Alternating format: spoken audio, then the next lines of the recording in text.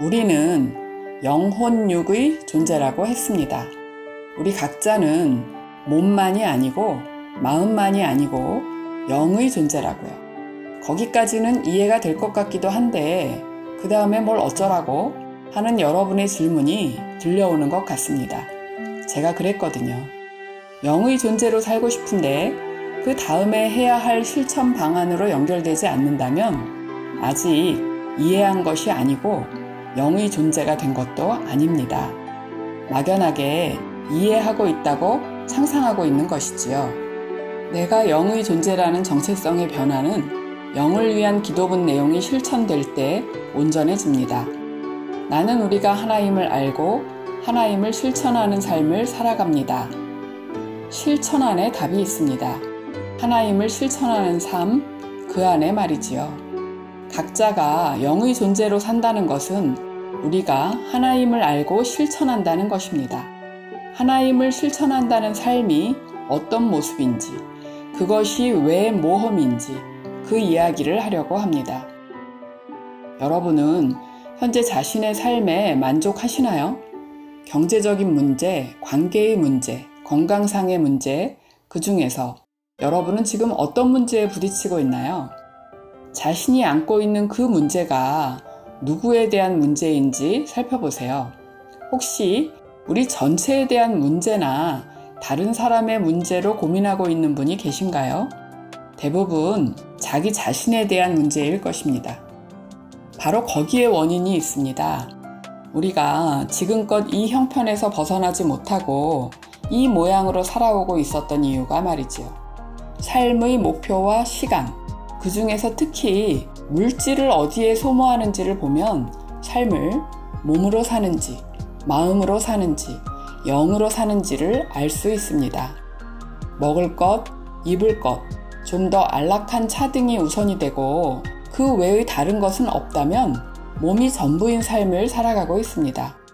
쾌락을 목표로 여행, 영화 등등의 마음의 욕구 충족이 우선이 되고 있나요? 역시 삶은 마음이 전부가 아니므로 이렇게 해도 공허한 마음을 채울 순 없습니다. 물론 나에게 집중하고 나를 보살피는 에너지도 있어야 합니다. 나를 사랑하는 것이 모든 사랑의 기본이니까요. 그러나 영혼으로 사는 삶은 그것이 전부가 아니라는 것입니다. 나에게 집중하는 것은 내 몸과 내 마음의 요구에 집중하는 것입니다. 내 걱정, 내 소망, 내 필요 등으로 나에게 집중하는 삶이 바로 내 몸이 나인 줄 알고 사는 삶입니다. 진실은 삶은 몸이 아니고 마음이 아닙니다. 영에다 초점을 맞춰보세요. 영적 존재가 된다는 것은 나에게 집중하는 것이 아니고 우리에게 집중하는 것입니다. 다른 사람들의 걱정, 다른 사람들의 소망, 다른 사람들의 필요에 집중하는 삶은 나에게 영이 존재함을 알고 하나임을 말하고 있는 그 영의 소리에 귀를 기울이는 삶입니다. 나에게 집중하는 것만큼 다른 사람들의 삶에 관심을 기울이게 되면 나의 모든 문제가 풀리게 되고 그것이 영의 존재로 하나임으로 살아가는 삶입니다. 그럴 때 여러분 영혼의 가장 위대한 비전, 그 다음 단계를 실현하는 창조가 이루어지는 것입니다. 신이 우리 각자에게 가장 원하는 바람이 여기에 있는 것이지요. 우리가 하나라면 나의 개체 영이 전체 영과 연결이 되어 있다면 나는 빛의 존재가 됩니다. 그 빛은 당신에게, 우리 모두에게 확장되어 가야 합니다. 우리가 모두 빛의 존재가 되었을 때 우리 모두가 가진 그 빛의 크기가 내 영혼의 크기입니다. 그 빛의 크기만큼 내 영혼의 위대함은 확장되어 갑니다. 여러분이 자기 자신에게 집중해서 사는 삶, 자신의 몸과 마음의 요구만을 생각하고 자신의 근심 걱정으로 사는 삶을 더 이상 자기 삶이라 여기지 마세요. 우리 삶은 우리 자신에 관한 것이 아니고 우리가 얼마나 많은 사람을 만지고 도와주느냐에 대한 것이니까요. 이렇게 우리는 다른 사람을 위한 통로가 될 수 있습니다. 빛과 생명과 사랑의 통로가 될 수 있지요. 성경에서 하나님 나라와 그의 의를 먼저 구하라. 그 위에 모든 것을 더하시리라 라는 구절이 이를 말함입니다. 그럼 이제 살펴봅시다. 우리 모두 하나님의 세상에서 우리 주변에 빛이 가장 어두운 곳이 어디인가요? 누구인가요? 그 사람을 생각할 때 내가 해줄 수 있는 것이 무엇이 있나요? 물질을 나누거나 시간을 나누거나 내가 가진 깨달음을 나눌 수 있습니다. 빛이 어두운 이유는 무지와 망각 때문입니다. 우리는 하나님을 모르는 것이 무지이고 자기 자신의 신분을 잊고 있는 것이 망각입니다. 주변의 어둠에 빛을 밝히는 방법은 내가 가진 빛을 점화시키는 것입니다. 불교에서 법보시를 가장 큰 공덕이라고 말하는 이유가 여기에 있습니다. 우리는 우주의 위대한 영혼의 존재라는 내가 가진 깨달음으로 상대의 어둠을 밝혀줄 수 있습니다. 상대의 무지와 망각을 물리칠 수 있습니다. 이러한 삶이 모험이라고 말하는 이유는 그것이 항상 쉬운 일만은 아니기 때문입니다. 그 이유도 아시지요? 발목 잡는 두려움이 있으니까요.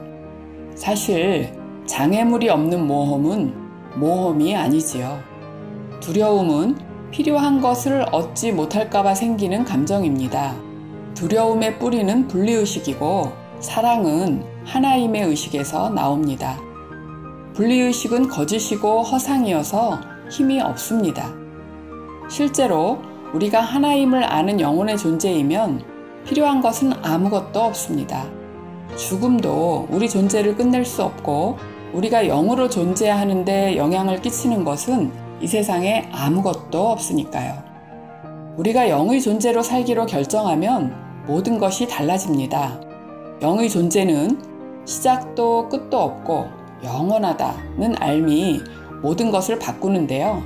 세상과 맺는 관계도 달라집니다. 나의 필요에 집중하면 내가 상대에게서 얻을 것이 무엇인지를 따지게 되는데요. 상대의 필요에 집중하면 내가 상대에게 줄 것이 무엇인지 생각하게 되지요. 이것이 사랑이고요. 더 나아가 나에게 필요한 것이 없다는 것을 알게 되면 조건 없는 사랑도 이루어질 수 있습니다. 여기에 세상의 모든 관계에서 발생하는 문제의 정답이 있습니다. 모든 문제의 뿌리는 두려움이고 그를 이기는 답은 사랑이니까요. 이러한 발상의 전환, 관점의 변화가 보이시나요?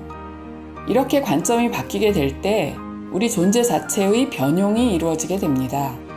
전체 의식을 가지게 될 때, 즉 성령의 충만함을 받게 될 때 채워지는 내면의 충만함을 경험하게 될 것인데요.